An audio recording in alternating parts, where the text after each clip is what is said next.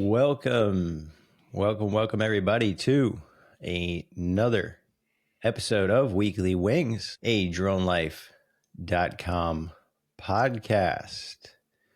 As shared, the volume of episodes this season, this year might not be as high, probably coming with one every other week here, but lots happening in between each episode. As always, I'm Paul Rossi here, joined by Terry Neff. We appreciate each and everybody for tuning in and getting your information here. We have gotten feedback on the YouTube channel. People talk about backgrounds and things like that. I'm working on the background here, trying to add another degree. Other than that, not going to be any lighting.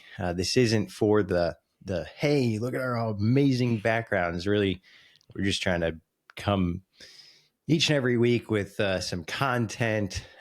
Terry and I discussing things, a little bit of opinion, fact, information. So this week we'll dive into some great topics. As always, we'll be looking at DJI removing geozone restrictions. A lot of folks like, oh man, that's not cool. And it's like, well, if you understand at large, like every other manufacturer doesn't do that. It's not like they're not going against the grain here. They kind of were going against the grain by having these restrictions to begin with. We're going to look at some companies trying to do motor production, UAS motor production to compete with China and create that U.S. supply chain. Look at some innovative trail cam drone coming out of the Ukraine-Russian war efforts over there. Also, look at some counter-UAS tech that was involved in the presidential motorcade. And then in the success story area, we're going to look at a couple of police departments that have announced publicly DFR programs. Then we'll wrap things up looking at how drones are being used in New York to monitor for illegal, not authorized trash dumping. And we talk a lot about light shows on the Weekly Wings podcast. And with everything that's happened, we're seeing the formation of kind of like an industry association that's going to, help represent and speak on behalf of these companies that are putting on these drone shows. So super informational episode. Terry, how are you doing? I'm doing pretty good. How about yourself? I'm doing well, just pretty good. That's it. I mean, there's nothing to complain about, I'm just turned 21, so I'm doing all the 21 things. Not drinking. That's not what I meant by that. But, I've been trying to be more of an adult recently. But More of an adult recently. Yeah. Right on. Pretty good UFC fight Saturday. Well, yeah, I mean, those were good. I'm kind of sad we have to wait 2 weeks for the next event. But my favorite fight was the Yuri Prochazka fight. I had anxiety through the entire thing. That dude scares me when he does anything. So it's just... Yeah, he's like, he's got some power, right? But he also has that, I don't know if it's a glass jaw, right? But it's like he's so vicious. He goes in there, he just kind of starts throwing and he leaves himself a little bit open. But that's glass cannon. Yeah, one of those people who usually thrives on just the absolute, I don't know the word I'm trying to think here, the chaos, right? He's one of those folks that kind of thrives in a very chaotic. He definitely wants to be in a firefight. Even though, I mean, he did improve his head work. He still doesn't keep his hands up. He kept his hands up for maybe 10 seconds. And so, yeah, just to jump into things here, recently DJI ends their the fly safe portion of their software, and that fly safe portion, which a lot of people had the geofencing created in 2013, and this was intended to basically like a governor for a car, right? It prevented you from operating in certain areas. A lot of folks would say, hey, don't upgrade your don't update the geofence, the no fly zone. And because every time you updated it, it would make the drone would have more restrictions on where you could and couldn't fly. Other manufacturers, you could go back and find videos where, you know, these other manufacturers that were trying to take market share from DJI, they were promoting and marketing the fact that their drones had no restrictions whatsoever, and it was your responsibility as the operator to do the right thing. And so what DJI is saying is they're placing control back in the hands of the drone operators. I mean, So, I don't. I know you were saying people are getting mad about this. I don't really see why anybody's. I mean, I guess you can get mad about this, but ultimately, no one else does it, and then it's going to save them a lot of money not developing and paying somebody to make sure there's updates every week or however often they update it. well, I wouldn't say they're going to save money, and they have come out and said that this is not a response to. I mean, at this point, it's basically, and to bring you up to speed a little bit since our last episode and where we are today, it's like if getting the DJI drones into the United States now has become almost impossible. And that's because of a lot of the political stuff happening. So now DJI goes and makes this move, and so people are seeing it as like hey, if you're not going to let us sell our drones in the United States, if you're going to try to uh, keep us out of that U.S. market, then we're going to.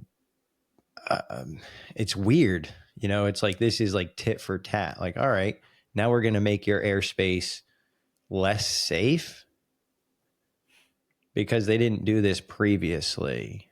But also, what DJI has said is that the FAA has introduced the remote ID requirements, which means drones should be broadcasting their information like a license plate. And because this requirement went into effect,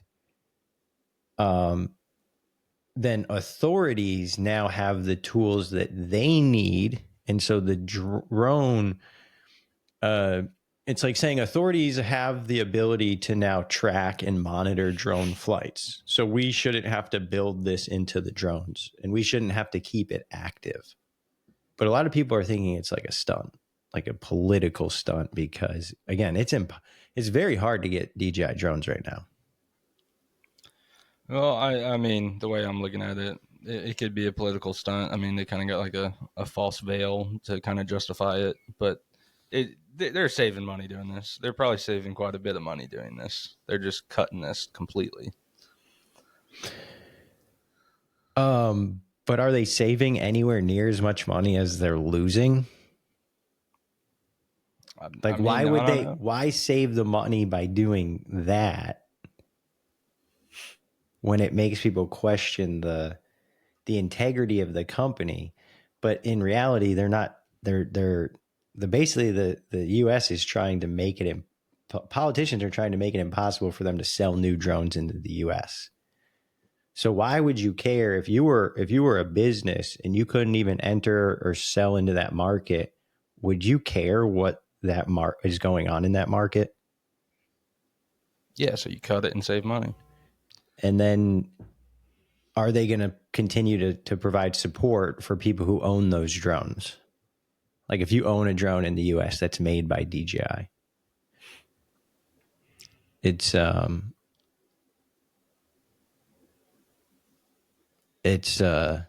pretty interesting.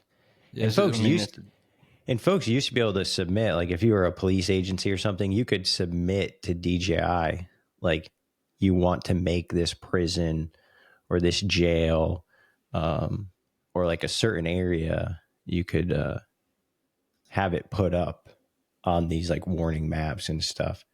So it's I don't know. It's interesting. For me, I don't care. Do you want a governor on your car? no, I would like to take mine off. It caps out at 116. So, but is that, I don't know. Is that a governor or is that just the performance of the vehicle? No, it shuts off power once you get to that 116. And so you would say, why would they have the ability to? Couldn't you just watch a YouTube video and basically do that yourself? I don't know. It's a Volkswagen. That'd be pretty hard. Because it's basically, again, to put it in the hands of the operator. Anyone who's doing the right thing has permissions. It's one less step that you really have to take. But at the end of the day, for them to have kept it in there is pretty. And especially everything that's already built out, because like airports don't change. So this was about airspace, controlled airspace, and to have just kept it the way it was probably wouldn't have costed anything. To add more to it, someone would have had to have done it, but to have just had the system and to have just kind of left it there. So as much as DJI wants to say like, oh no, we're just putting the hands back in the operator, it's like, why not have done it 3 months ago or 6 months ago, as opposed to like the same point when you can't even get these drones? I don't know. Maybe they're trying to play to the American market by saying you have more freedom. Keyword there, freedom. I don't know. That's a stupid way of thinking about it. But And tying into China, it's the companies that make the drones, DJI, Autel. So it's the fact like, not only do we not want to buy the drones from China because there's a security risk that maybe they're accessing data, but also that,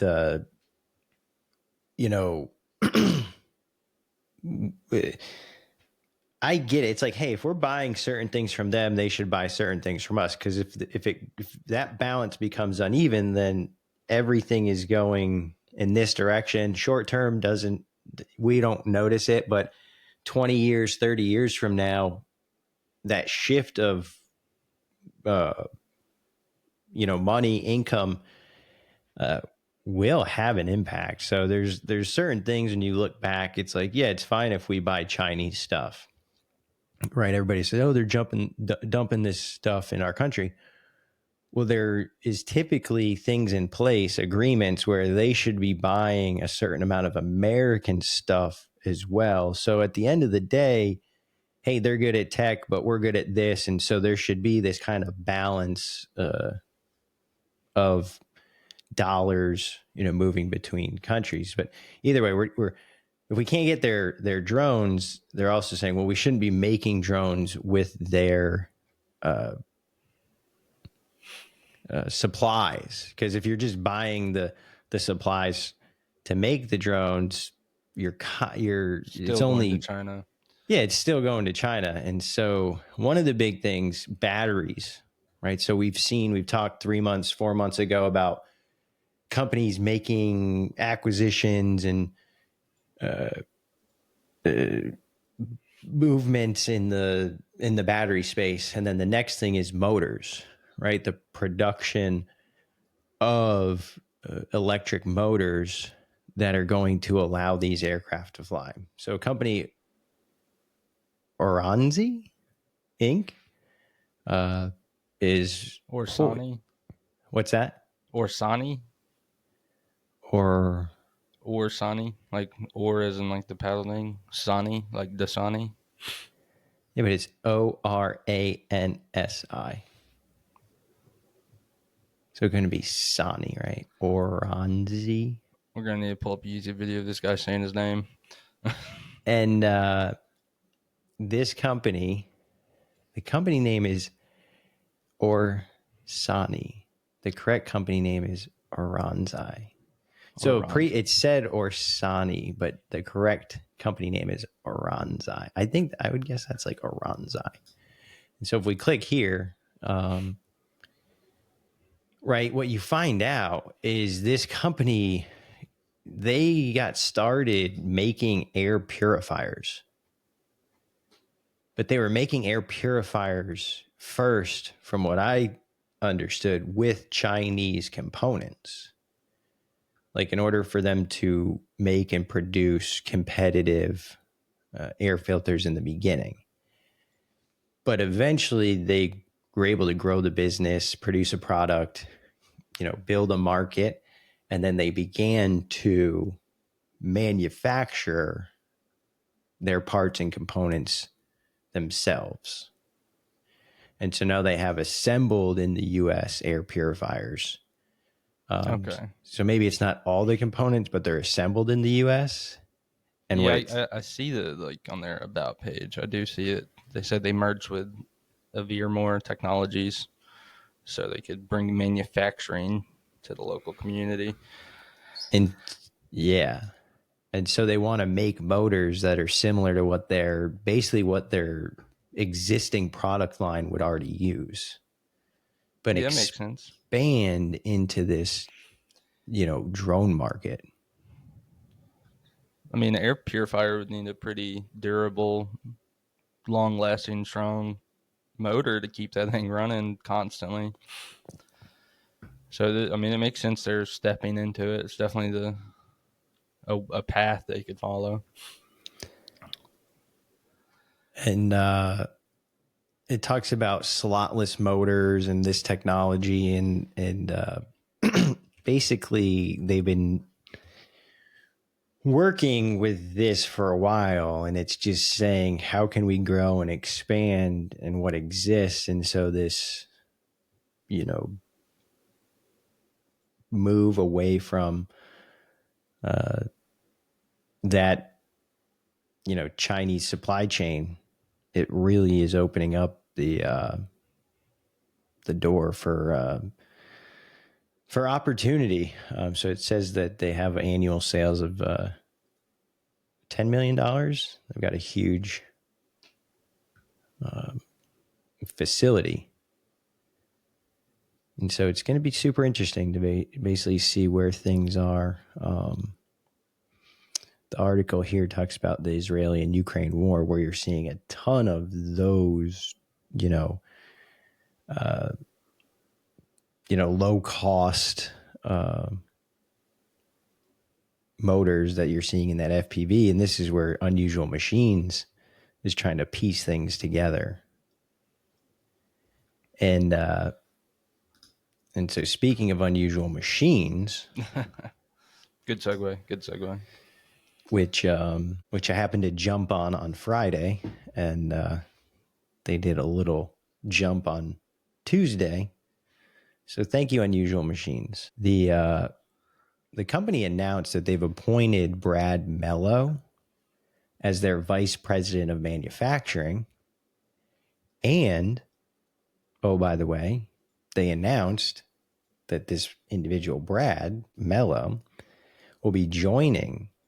And the first thing that he'll be doing is leading their development of in-house brushless motor production. And his background, Mr. Mello's background, is leading automation projects at Tesla for the Model 3 and co-founding Mode Designs, a mechanical keyboard company. A premium mechanical. What's a mechanical keyboard, Terry? I'm pretty sure you're going to be able to tell me what that is. Yeah, so it's just a mechanical switch. So there's basically a spring, and then there's like it presses in and it like engages the key. So like a membrane keyboard would be like the little plastic things that feel terrible. My keyboard that you've seen in person is considered a premium mechanical keyboard. This thing was like, see, that's why I knew. I was like, I bet you that was a premium mechanical, where this thing's made out of aluminum. I bet you this I bet you my Apple keyboard here is not mechanical. Yeah, no, that's a membrane. So Go ahead. Yeah, so pretty interesting here, right? Because Unusual Machines had purchased, Get FPV. They were doing some other stuff. Forget what the other one was. But for them to then move into manufacturing, because what we said in the past is they're making a flight controller. So like building a frame, the frame itself, and you can cut carbon fiber. That's not challenging. Driving down your cost to buy those materials is where you're going to save. and you don't have to have like, significant knowledge and design, engineering stuff to cut frames. But when it comes to like the flight controller, having access to the components to produce that, more challenging. Having the ability to, produce motors that are very reliable and very, not just making motors, but consistently producing reliable motors that require, really specific, design build plans and calibrations and things of that nature. This is why everyone doesn't just have like an electric car. So Unusual Machines, they're like, it's interesting. I like this because I brought up this is stock Titan. So it brings in the positives and the negatives. Vertical integration is a positive. An experienced manufacturing executive who has a, Tesla background. Right now, when you just see everything that's happening, and I look back and Donald Trump, having not recognized things develop as you learn and get older and gain experience. One of the last things Trump did in 2021 as president was sign the executive order that required the departments of state, the Homeland Security and DOD. He was the one that required them to initially do a review on Chinese drones. And so now when you see, well, now he's coming back into office and his son is on the board of Unusual Machines, you're like, oh, there's probably a pretty good chance that domestic drone manufacturing and production is going to see some sort of, positive. Yeah. I would like to point out something for Mr. Brad Mello's background. Usually, okay, so just the space of mechanical keyboards. The whole point of mechanical keyboards is to have a super quality design that will not break, and it has to be unbelievably like reliable. So he's already coming from a background of trying to make the most reliable and efficient and just as best as a product can be. They are serious about this. Never go down this rabbit hole. They get mad about like bad keyboards, like, oh, there's not enough foam in it. Like, dude, it's a keyboard. So are you familiar with this keyboard company? Not necessarily. I only did a little bit of research when I bought mine, but they look amazing. Honestly, I'm sure if I go into Reddit right now, there's probably going to be, which is weird because it doesn't. Foam is optional. So it's time to rethink keyboards. Yeah, no, like so it's just this is he's making a quality product. It's clearly product. It's a clearly like it's going to be reliable. But look at this though. I don't understand why. So you're telling me, based on what I'm looking at right here, that this keyboard, you can see the screen, right? Yes. You're telling me that this keyboard, the way that they made keyboards when keyboards first came out, is the actual best design?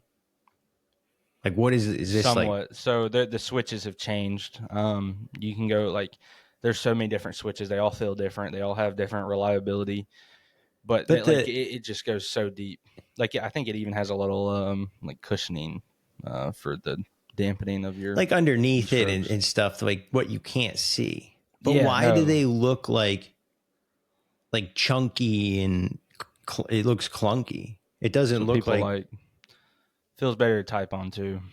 Okay. I just see like, how people's wrists and stuff, you see like all these different like, They got stuff for that. Like, do you have a mouse that you move? Like, do you Some lobster claw your mouse? Those are actually very comfortable to use, by the way. Are they?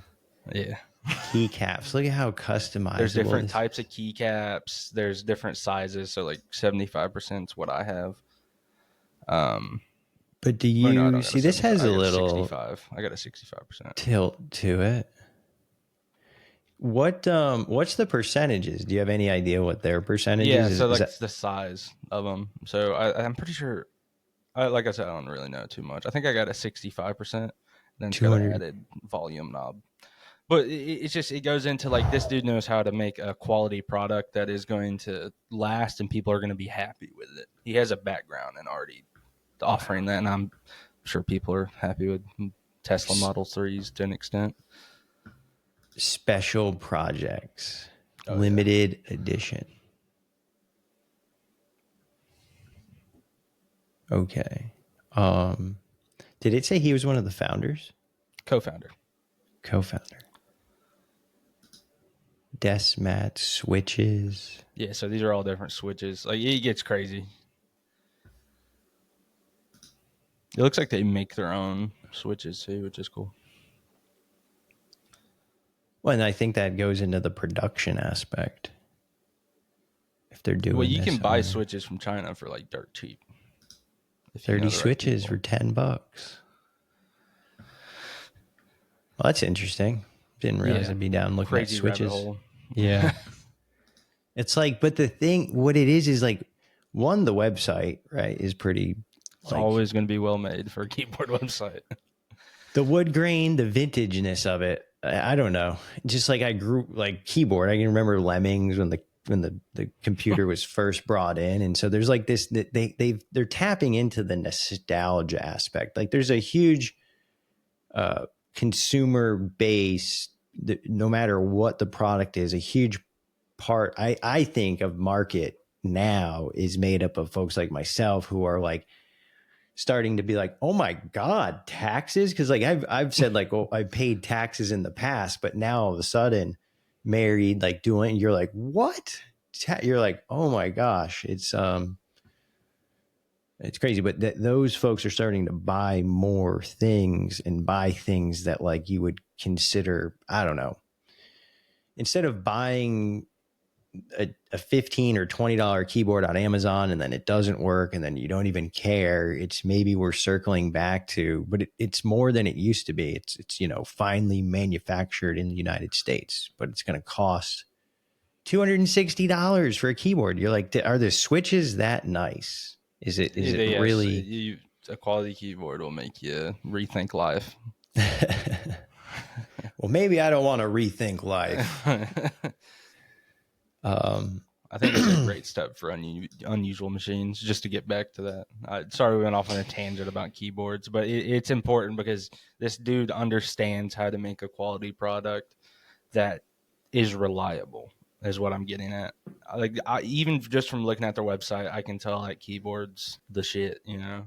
Yeah, and so I didn't. Words. And yeah, and I didn't dive too much into like that aspect. So that is pretty interesting. Like I looked at the article, read it, got my unusual machines, rode through the weekend, you know, big day in the market yesterday, not for everybody. And then I got out because I'm like, yo, this is way overvalued. There's just no way super bearish on the value of these American companies today, not the market opportunity, right? I see the opportunity in the market. I just don't see these RCAT unusual machines. The ones that are Skydio that are selling in the US, they're not public. So it's super interesting, especially if we are to like end the war. Right. What happens to an unusual machines that is bolstering up to make these small FPV, you know, type drones, if Trump is eliminating Israeli, you know, Palestinian conflict, ending the war in Ukraine, and then trying to put in defense systems. Cause I was talking, it's just like this. We've been in a race for decades over nuclear weapons. And everybody always thought, well, if they get them and they send them, our only option is to just send them back. And it's just like guaranteed, assured, you know, destruction. Versus now, we have the ability to create technology and put it in places like Greenland, right? Gulf of America. I think that's pretty cool. But we have the ability to early detect, even if these countries, right, come and produce a nuclear weapon. I think our focus should be not on firing back, but really getting systems in a place that we can eliminate that nuke before it gets to us. So there's no guaranteed destruction. And then if you're Iran, North Korea, once you realize that we have the ability to just stop your nuke, all the money and all the years that they've been trying to develop and get to that technology, it's just all a waste. It's like you've been doing all that work to get to a point where it isn't even effective anymore. So, and it sounds like that's this Iron Dome, like that's the direction that Trump wants to put us, is super proactive versus reactive, and having a ton of little, drones is super reactive. Unless they're going to sell into the commercial market, but I'm not seeing anything that points in that direction. And then Palantir on the counter-UAS side, Palantir, they are a public company. They partnered with Anduril, and we talked about this in the past. So you can look up, I see you're going to do it, Terry. We've got other listeners. Again, we're not yet, we're like Bitcoin and crypto. We're not securities. We're not neither Terry nor I, or investors, or whatever the term is. But Palantir is working with Anduril and OpenAI, which OpenAI and Stargate, this whole new thing. Oracle, put a little money in Oracle too, and yesterday, and that worked out for me. It was nice. Just a quick. I'm kind of learning here. Anyway, be careful with those day don't trades, listen Paul. to anything Paul says. Again, there's OpenAI partnering with Oracle, SoftBank, or whatever they are for the healthcare. OpenAI is partnered with Anduril and Palantir because they're going to create a counter UAS system that's going to thrive on AI, right? And so the hardware exists, the technology exists, but again, Palantir, another thing I just think overvalued. I think everything is kind of overvalued. So what people are saying with the drone, buy the dip. U.S. drone companies, yeah. But anyway, don't buy it all. I would like to say there's two sides to the coin. You're like, oh well, Trump's gonna end the war. What if he escalates the war and then I mean, there's always two sides that he could de-escalate.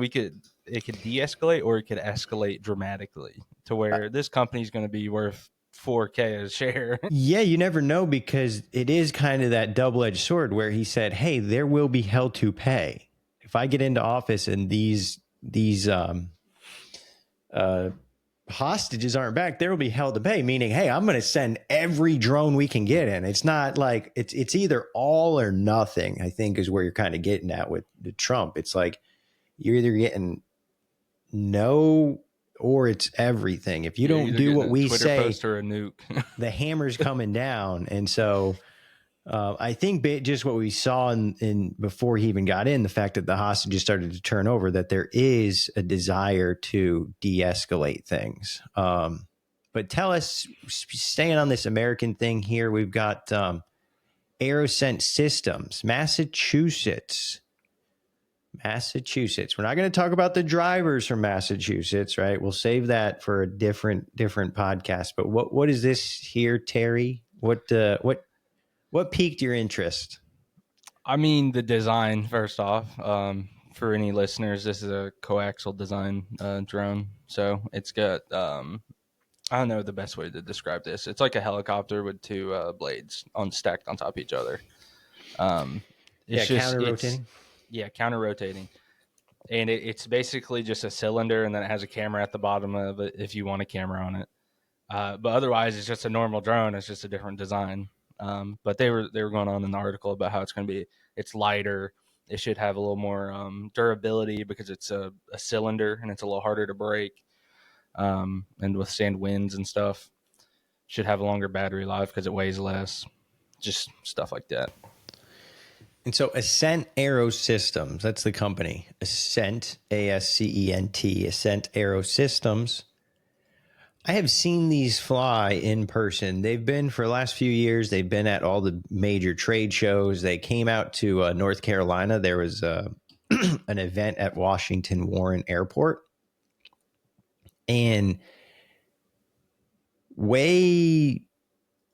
just a completely different design, different product. I mean, Very, very purpose built drone, not a hobbyist thing. I saw this fly in Washington at Washington Warren Airport, and it wasn't just one, it was three of them flying together. So they've gone all in on the AI. If you really look at DJI just came out with the Matrice 4, which is like, it looks just like every other drone that they made, but the software on board, the AI, the brain on that aircraft is like, there's nothing like it. So what it can do, not what it looks like, but what it can do is just second to none. And so when you look at the American manufacturers that are going after, especially the defense contracting now, it's, hey, I need a drone that can identify friend or foe. I can, I need a drone that I can basically put uh, like a learned capability, something that's already been taught, and have it go out and find that thing without having to interact with it. And so that's what Ascent Aerosystems created. They showed in a flight demo how the one drone with the high res camera could actually go out and do a scan in order to find like a downed vehicle. And they were using a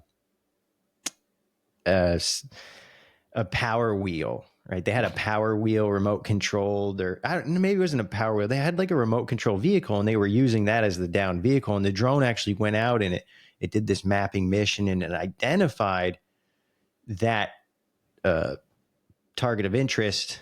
And then these two drones launched. One was carrying a payload, and it actually went and delivered, pretended to kind of land and deliver something, while a third drone came in to replace like the first drone, which the battery was going low. So they're creating this like whole like system of systems. I tried on the right way to explain it, where these things basically operate together without a lot of direct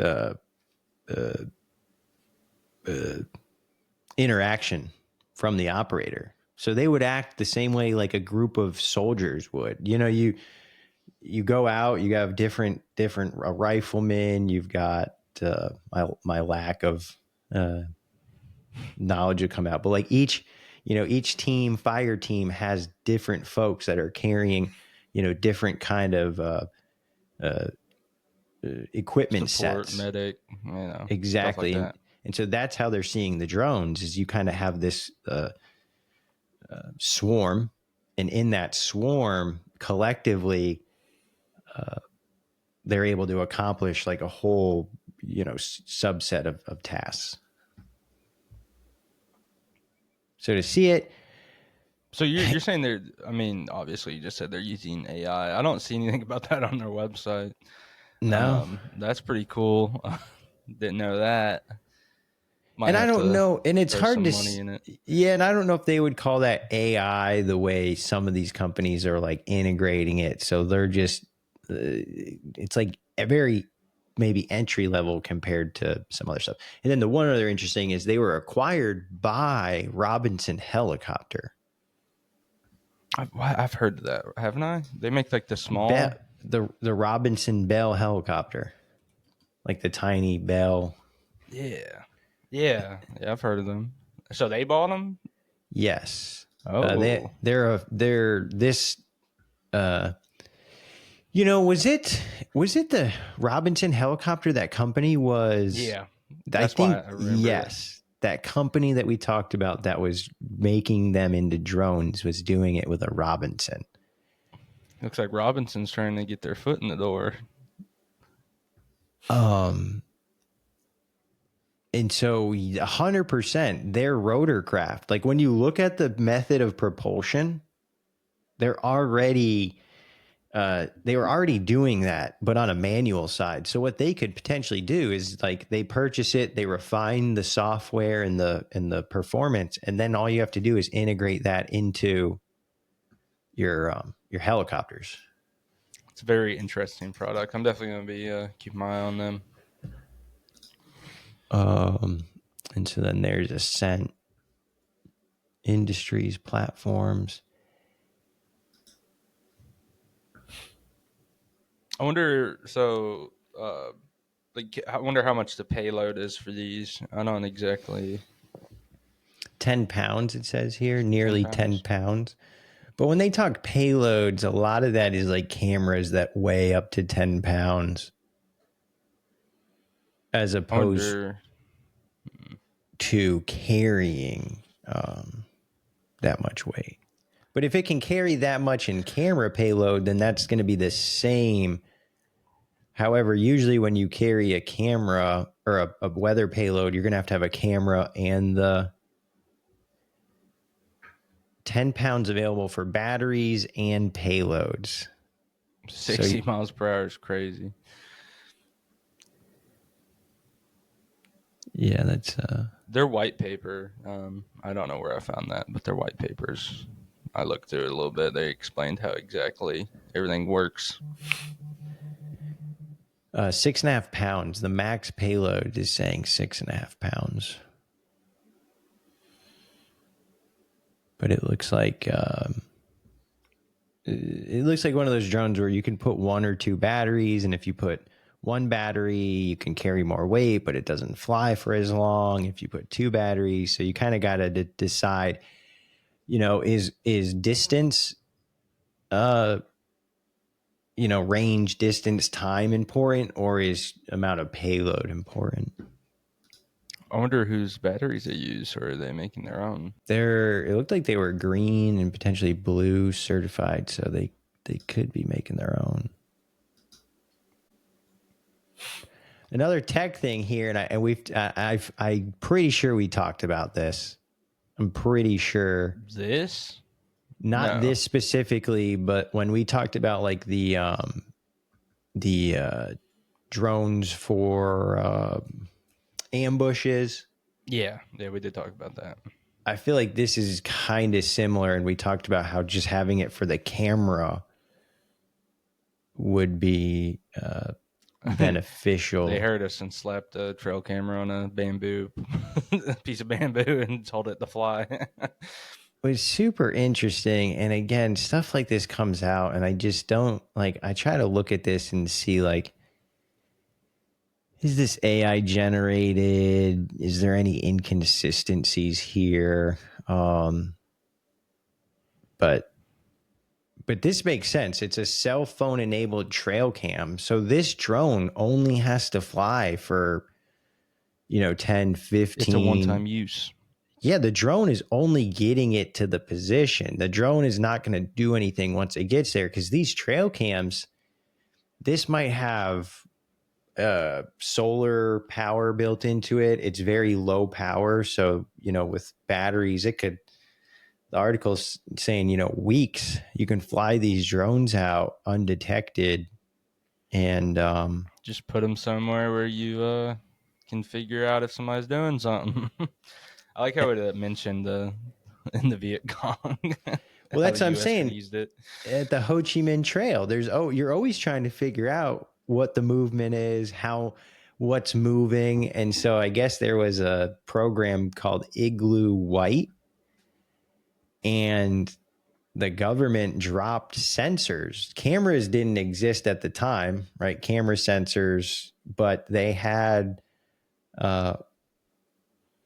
what sounds like acoustic sensors, magnetic sensors, and they were able to drop those along the Ho Chi Minh Trail. 80% work done for land. They just dropped them bad boys from 300 feet and just Yeah, prayed. you see these things? It's like these are some of the sensors that the Air Force dropped. How'd they retrieve the data from them? In the 60s? Remote. Yeah, they had, if you think about it, this is in the time period where 60,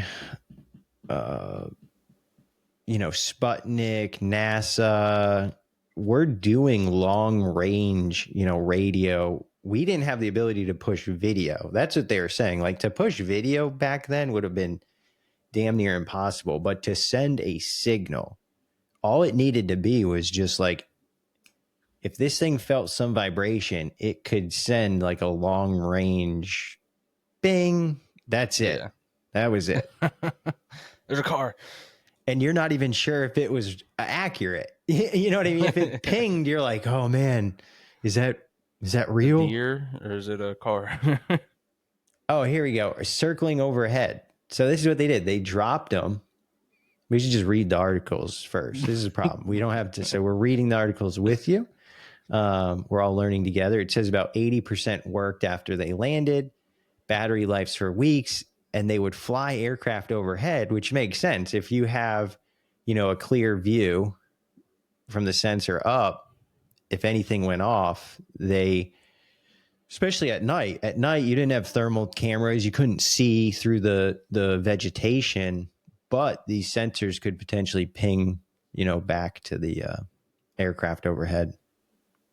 That's crazy. And then the data would get passed to a data center in Thailand. Holy moly. Using the IBM 360.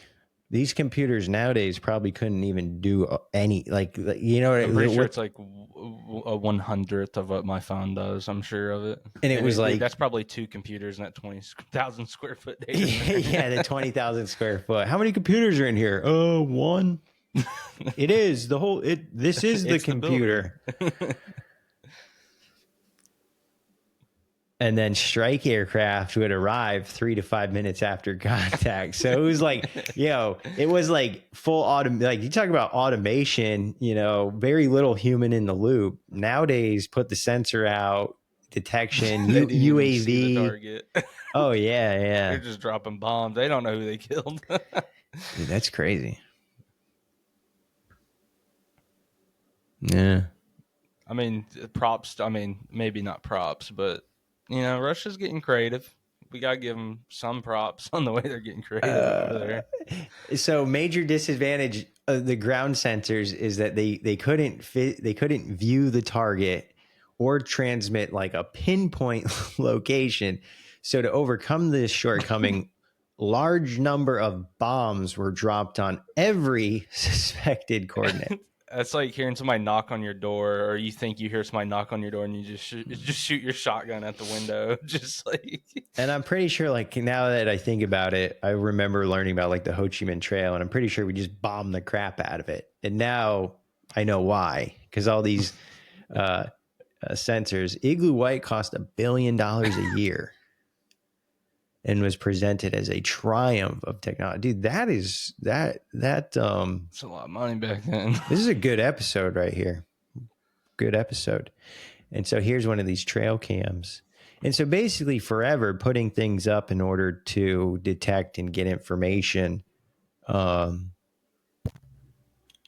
pretty interesting. And it talks about Starlink. There's another photo of the drone right there. It's a better photo, it looks like. Oh, yeah. But what the hell is this thing down here? That's bamboo, bro. What is the one on the bottom? Oh, it's like a frame. Yeah, I see. It's just not on the ground. You want it up a little bit.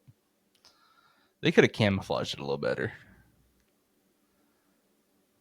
Yeah, that's interesting. But yeah, so and they're talking about Starlink in here and how you can, you don't have to have an aircraft circling overhead anymore. You can use other forms of drone delivery system means, just smart place and trail cams, monitor activity. Yeah, anyway, so trail cams go to war. Interesting. Dude, that's crazy though, because again, look at this. This is just like, this is war. Here's war. An FPV wreck pilot, fun time flying in a trail cam. So they've literally taken like an American's, the only thing you do is just strap the gun to it. I mean, it's like, don't do that, right? But moving along. Don't do it and say it was our fault. As much as I don't want to talk about like the Ukraine and it's just like some of the stuff, it's like you have to recognize and address that. And I think that, again, trickle down technology. How long until a police department? What about an agency, a department, Homeland Security, border? This is the type of stuff that we may see get integrated into our own Mm-hmm. public safety operations. So I got something here, Terry. Tell us Trump's motorcade. What are we looking at? So nobody knows officially, but there's reports that these like antennas sticking off the back of the Suburbans are like anti-drone technology. Have no idea what that means, but that's just what the Twitter post said, and that's where I take all my information from. So, I was but thinking it it's would like, make sense. It would make sense for anti-drone technology being on the. oh, I thought that was Baby Shark right there, and then here comes Mommy Shark. Don't these Suburbans look old? Aren't these old Suburbans? That Or one did they just? certainly does. The one that we're looking at right now, like the lights and whatnot. Yeah, it probably costs like $500K to get that bad boy. So we'll give them a break on that. But definitely the right step forward for the anti-drone technology on the car. Well, they got to shell game it, right? Like I saw when he was during the inauguration. My gosh, it looked like there was like 36 of these cars. Around the building? Oh, like parked out front. It's just like there was like so many of the vehicles. Did they And look like these? oh yeah, it was just a whole row and line of them. And maybe it wasn't 36. It might have been for the VIPs, just everybody there. Well, look at this. 1, 2, 3, 4, 5, 6, 7, 8. There's 8 black cars. And that was going to the airport. I think they just had a long motorcade and it was in DC, and it was not like there's a Cadillac. So I think when they were in DC, they probably had a lot more cars and a lot more people. Whereas this Yes, is, increased security inauguration time. and then this is a little Definitely. more secure of an area, pulling right up to this plane here. But yeah, um, it certainly seems like it could be counter UAS stuff. I mean, I'm not just looking at the size though and how it compares to the stuff we've It's probably an seen. antenna. Yeah, I don't know. It's probably Starlink, right? That literally might be it. I mean, I'm sure the internet connection in that lead box isn't too great, you know? Because you would think as they're moving, not such a concern, but to have something around the airport, I don't know. This is crazy. I think the threat, right? The with the assassination attempts and then everything, it's just like everything is, you have to go above and beyond. But at this time, we really need to see companies that can come in and say, here's an established product that works. And you can strap it to the top of your car. Yeah. So a couple of things here as we kind of close out. We had a couple of police departments, and I don't know if Flock Safety is publicly traded. I don't think they are. I think they're part of the Ben Are you looking Horowitz. at Redmond or Hempstead? Looking at Redmond first, who is not going with Flock Safety. My guess is they're probably working with like Axios, just because. And so Redmond, Washington police is working with the article states Skydio. You were going to say 3 Skydio and 2 Brink drones. Yeah, sorry, I didn't mean to cut you off there. Oh, you're good. And so I want to know, the big question at this point is where, and nobody, I don't know, it's like, where did the money come from for them to buy this? Because what started to come out is basically investors in companies will invest in that company and in that technology, and then they go, and these are like super, super rich people, then they go and they give money to police departments to buy the product that they invested in. So does that make sense? Yeah, that makes sense. They could have just had a few drug dealers that they were arrested too, and they seized their property. But we won't talk about that.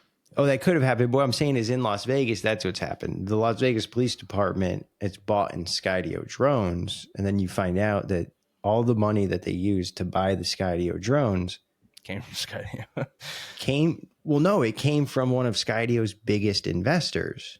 And then Skydio has gone out and used they've marketed their relationship with Las Vegas Police Department. And so other departments see that and they're like, oh, they're working with Las Vegas. You know, it's basically becomes a marketing tool. But I mean, that's business, I guess. How do you determine where you want to place the drone docking systems? Calls. So these bigger departments, they already have heat maps. Every time they get a call, they'll log it so they know what time and the location. And so effective departments, folks who are managing things, what they can do is they can pull things up and they can say on Saturday nights, this is on average, we get this many calls between 10 and 4 a.m. And this is where the majority of the calls are coming from. So it's not like, oh,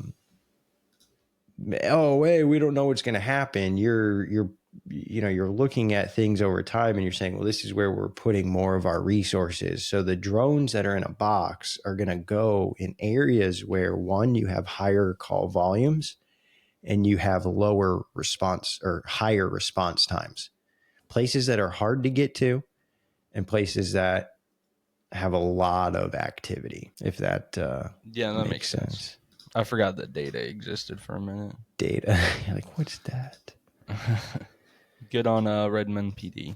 Good job, guys. So good on Redmond. Whatever product I guess you're going with. I mean, at the end of the day, this is the type of technology that will help and benefit the communities. And so a second agency, as we've talked about, DFR, Beyond Visual Line of Sight, the technology is advancing. The regulations are advancing. Hempstead Police Department in New York. So the Hempstead Police Department out of New York, this article came out about a week ago, that they're launching later this year. They're going to be launching a DFR program, and they're going to be using Flock Safety as their software solution in order to manage their flights. And so they're using the Flock, they're using the Aerodome DFR system. So there's a couple products out there. Aerodome, partially U.S. company. They make the dock, but they're using DJI drones. So this is a solution for folks that already have drones. All you have to do is buy the dock. The other companies, they're selling you the drone and the dock.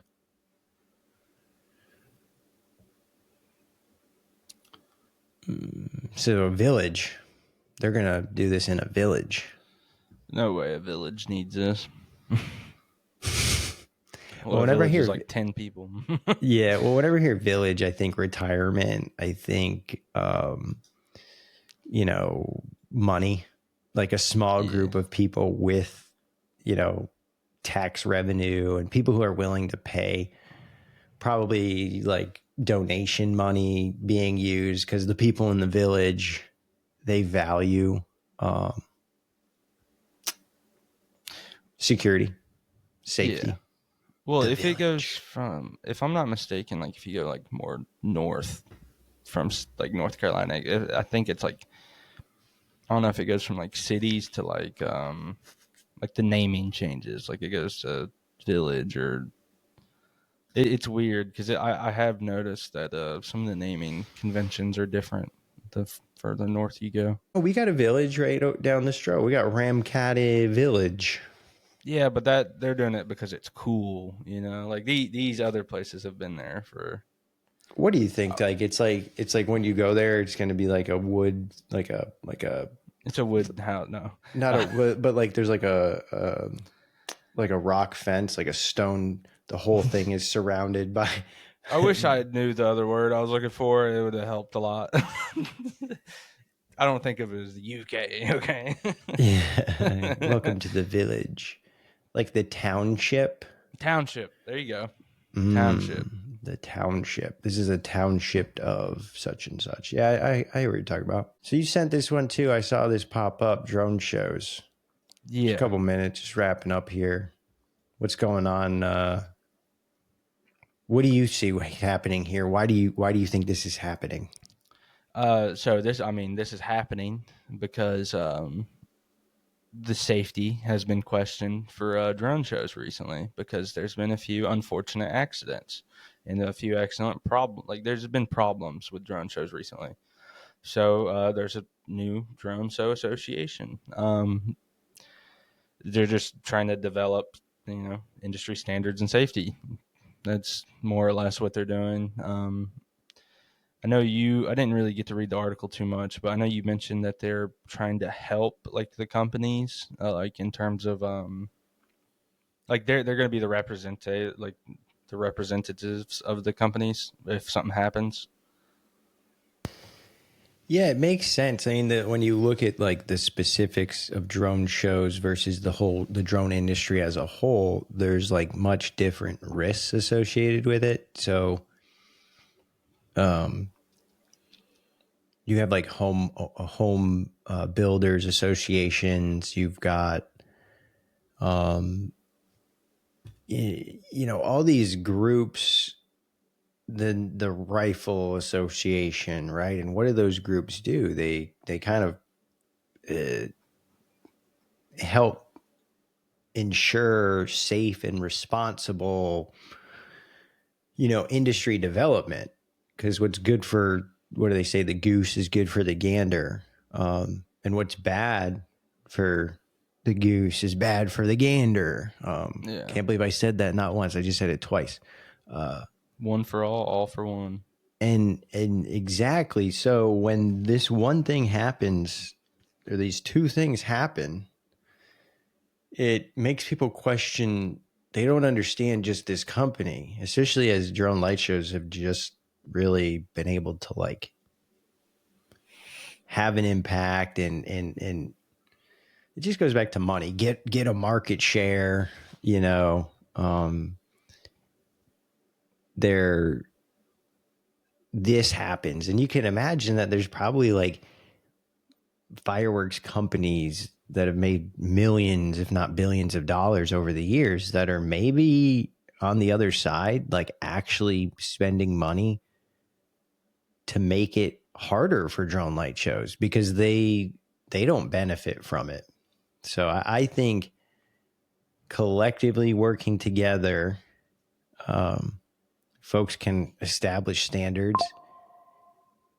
I don't know. I hate things that cost something. So I imagine joining this association is going to cost these companies something. Hopefully the benefit, you know, outweighs that cost because, maybe if you're trying to hire a company to do a drone show, you might say, well, they're part of the association, so they're recognized as meeting a certain standard. So um, this could help the good reputable companies uh, have a way to show uh, to potential clients that they're in this and they're meeting that safety standard. So Yeah, it's it'll be pretty like a interesting. badge they wear to show people that you can look into this. We're we're the best. I'm a part of the group, the cool kids club. 100 euros, Oh, that's nothing. 100 euros paid annually. Um, yeah, what I don't see is what you would call it on here. So Maybe they're starting their own. I'm sure there's gonna be one or two. well, and that's the thing. It's like, is this a European based one? Is this, but the it's an international, and so someone saw this, and of course they're like, oh, hey, here's an opportunity to create something. But nevertheless, I mean, it's a good step forward. I'm surprised it hasn't happened yet or before. No, it's still fairly new, but Might Well, as well there be was safe never. while you're doing it. It's like there wasn't a need for it, right? Up until this point, it was just kind of like you, the the organization, make direct contact, but now people start to question it, and just like building houses, I think probably years and years ago, you just building houses, no building codes, no standards. Now, uh, you got to have tons of money in the bank in order to become a general contractor and build, and there's all kinds of stuff. And it's, at the end of the day, it's to protect the consumer from getting screwed by someone who's just going to build them a house that falls apart. Anywho, and wrapping things up, because we've gone over like usual, the last thing, I thought this was really, really interesting, is to ensure compliance of trash laws, New York City considers deploying drones, and this came out in the Gothamist. So if people didn't know, there was a actual thing called the Gothamist, and it's dedicated to New York City information. So sanitation department is considering enlistment of drones to combat the war on trash. What do you think about this, Terry? I mean, it's so funny that New York has such an unstable relationship with trash. I've heard so many things about trash in New York. But this is, I mean, I don't know. Just flying a drone to see if there's trash, people putting their trash out early. I don't know how big of a problem it is. I guess it is a big problem because you get trash outside, you get rats. And then rats are disgusting. New York's known for rats. It's a good step. I like this. Yeah, something about ghost cars. I mean, I just became familiarized with ghost guns, and now I guess there's ghost cars. People are just dumping trash, leaving ghost cars. The cities use the drones to actually apprehend subway surfers. I don't know if you've seen that. Pretty Stupid. interesting. But these ghost cars, this is crazy. I mean, this is just like a unregistered, unmarked, bogus, and somebody has just literally left it on the side of the road with what looks like probably just a bunch of trash up here. Honey, go take out the trash. You gotta go steal a car and put it outside. Take out the trash. Illegal plates ahead of congestion. This is crazy. Thousands of cars just abandoned. Right Can I here. have them? Can I have the working ones? I'm not sure there's any working ones. But yeah, to deploy these drones, I wonder if it would be. That's just weird, because you think with all the, like, they don't have any cameras and like already that are like in place that are able to monitor this. And then the people that are, this is crazy. The people that are ditching and leaving it anyway, could they even afford to pay the fine that you're going to try to? No, definitely not. Put on them. They're putting their trash out early, man. Whoa, 15 minutes early, fine me. You know. I think the real thing here is just maybe don't live in New York City, at least. New York's fine. New York City's. Yeah, I'm not a big New York City person, but I do understand why people would live there and could live there, and maybe you just have to put up with the occasional ghost car and trash pile. We don't get many ghost cars out here. Yeah, I mean, you do. And then it's just theft of a car. Well, just these, like, I'm saying, like, if I went outside, this doesn't happen in North Carolina, the area that I'm in. But it's interesting how how would the drone be used to kind of catch these people? You know what I mean? Like, that's where you're going to just be flying up and down the streets. And again, just use the pole cameras, like flock safety. Someone has to already have something that's like monitoring these streets and roads. And if they don't, that's kind of creepy. But we appreciate everybody tuning in. We ran over time per normal operating procedures. We've talked about a whole range of things. DJI's GeoZone unlock. It's going to be crazy for folks that are, not totally paying attention. DJI drones are almost like impossible to get at this point in the United States. And there's a lot of American, companies and businesses that stand to benefit from DJI drones not being here in the US, but it's creating a very interesting time for businesses and consumers. Kind of talked about how and what it's going to take, right? If we're going to get rid of these Chinese drones and the Chinese supply chain, we're going to need motor manufacturers, battery manufacturers, companies like Ascent, Aerosense Systems. They're going to need access to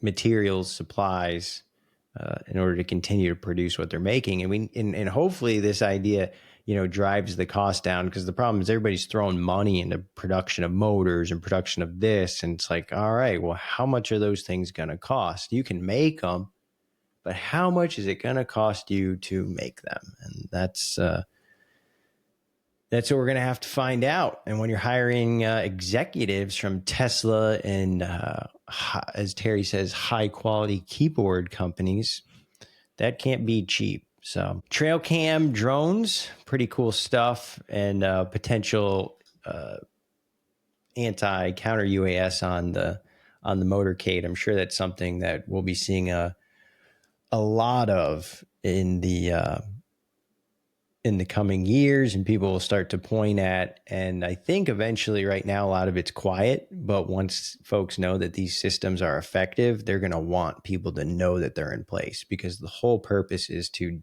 deter people. And, the more you can kind of put out there that we have the capability without telling people how it works, you're going to deter people from trying to do dumb stuff. And then Redmond PD, Hempstead PD, really advancing things with their DFR programs. Hopefully a DFR program is coming to a township or a village near you, because a DFR program is just going to make a department more effective and ideally make a community safer to live, reside in, operate a business, and raise a family. So good job to those departments. And then we'll see what happens here with drone light shows. I'm sure all these companies have taken a hit across the board with the information coming out about these very bad incidents that happen. But just go back, look at aviation. That's what these drones are. They're aircraft. We have to treat them like that. We have to operate in ways that mitigate risk at all times. And when things happen, you got to ground aircraft and you got to assess and find ways to make things better, and make things better not just for one, but for everybody. Terry, you got any final words? Just realized I haven't heard very much about the New Jersey drones, so that's kind of weird.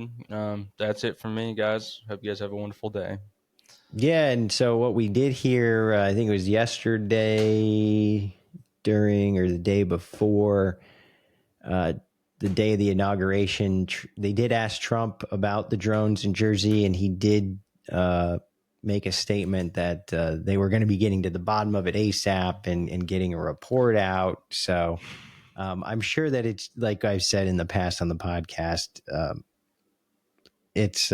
I think it's hysteria. I don't think the report's gonna have any information about an Iranian warship off the coast or some sort of enemy foreign country.